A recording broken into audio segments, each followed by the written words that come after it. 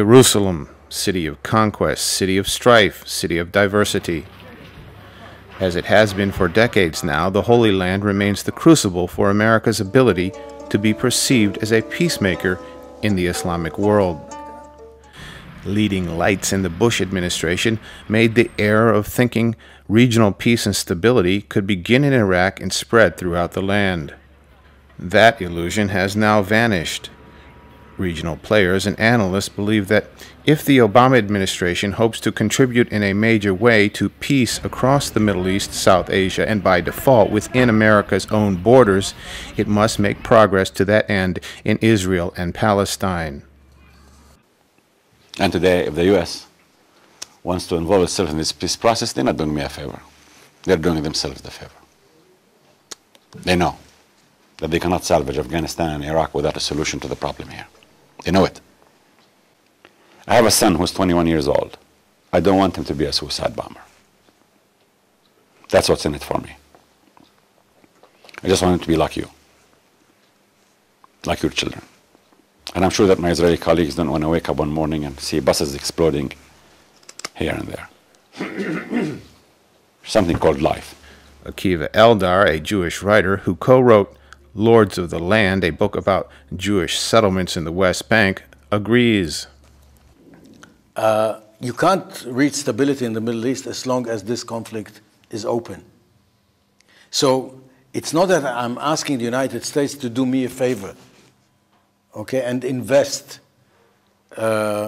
energy and goodwill and maybe even money in making peace in the Middle East. It's your interest, according to your official statements.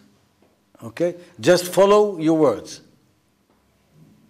Because we will not be able to do it alone. But many, Jews and Muslims alike, do not believe that cohabitation in Jerusalem or anywhere in the state of Israel or the future state of Palestine is a realistic prospect. They have a lot of lands in the world, Muslim. Why they want this piece of land? Why? I think they're also asking the Jews the same thing. The same question. Palestinians want the American leader to embrace their plight. I want from him to hear us on his ears, not on ears of others. To see us, to speak to us, to our leaders. If I saw anybody suffering, I will help him, even if he is my enemy. Though Israel has achieved a modicum of peace, the reality on the ground for Palestinians remains violent and deteriorating. Israel's Prime Minister Benjamin Netanyahu has brushed aside the Obama administration's once categorical insistence that Israel end new settlement building in the West Bank and East Jerusalem.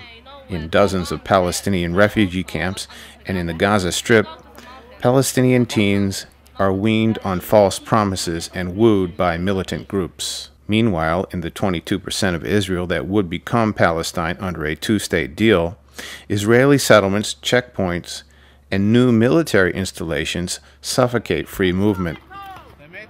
They're just trying to put more pressure on us so that we could leave, but we're not gonna leave. Yeah. Because we've been here for over 100 years and years before even they. Jeff Halper, an American Jewish anthropologist from Minnesota, insists that new Jewish settlements and security barriers have made a mockery of America's stated preference for a two-state peace deal.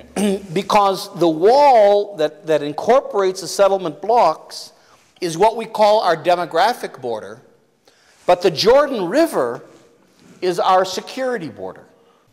So now the Palestinians are locked into 70 islands, little islands in which the closure and the checkpoints are in between the islands, not between Israel and the West Bank. So their situation got infinitely worse during the Oslo peace process. Parts of the West Bank, including these hills in Hebron, are claimed by Israel as falling within the ancient lands of Judea and Samaria. Israel took control of the entire West Bank in 1967. In Hebron, Yehuda Shaul is the young director of a group of former Israeli soldiers which goes by the name Breaking the Silence.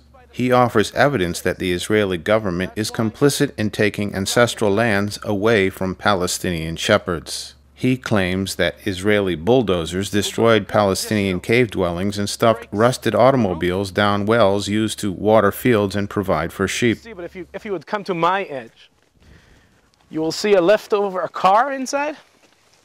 Yeah? Yeah. Bulldozer basically stuffed the place. The Palestinians cleaned it, but they couldn't take out the car. So now they can't use this water for drinking water, only for the animals.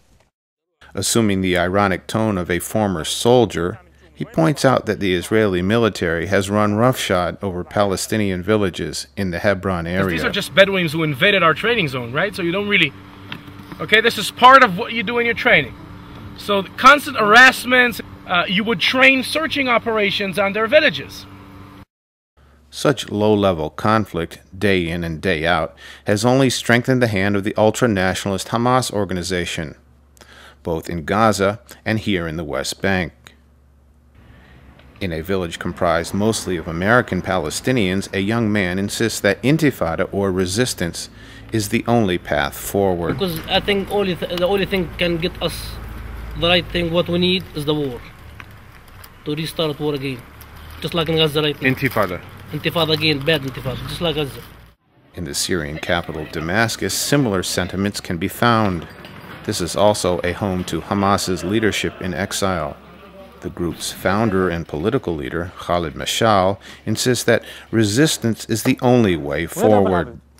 بدون مقاومة المحتل لن يقتنع بفكرة الانسحاب. Well, without resisting the occupiers, the occupation, the occupiers himself will never be convinced that he has to leave.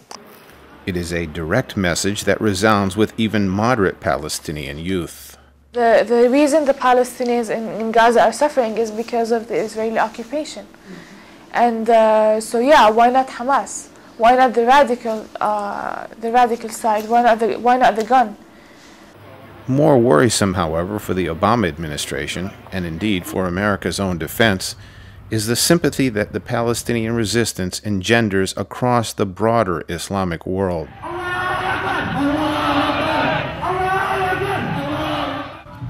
From South Asia to Southeast Asia, violence and intransigence in Israel and Palestine weighs heavily on Muslim attitudes towards the United States. That this conflict is a global conflict. It's emblematic in the Muslim world. This is not simply a localized conflict. The occupation is seen as an American Israeli occupation. It's clear Israel couldn't sustain this without American support.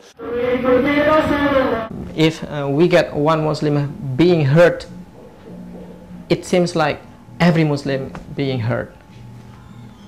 Pakistani people see themselves as part of a larger Muslim community. How Americans are supporting Israel in Palestine. So these are issues which are discussed in the streets of Pakistan. So when they perceive American policy as anti-Muslim, so they naturally there is a reaction, and the Pakistani public opinion becomes more anti-American.